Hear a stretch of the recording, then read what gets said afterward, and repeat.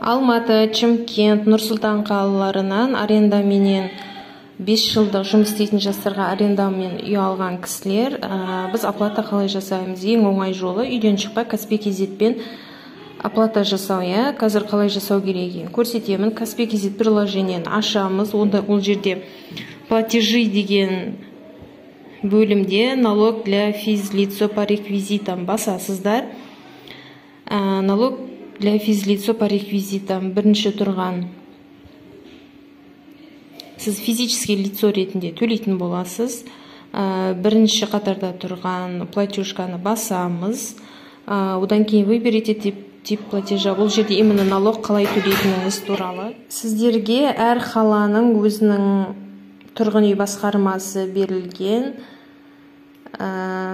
платежный қағазы бар. Қанша теңге төлейсіз, договорда көрсетілген сума, және қандай КБК номер болады ол жерде төлеген, және қай районға төлейсіз, соның барлығы көрсетілген арнайы қағаз берілді.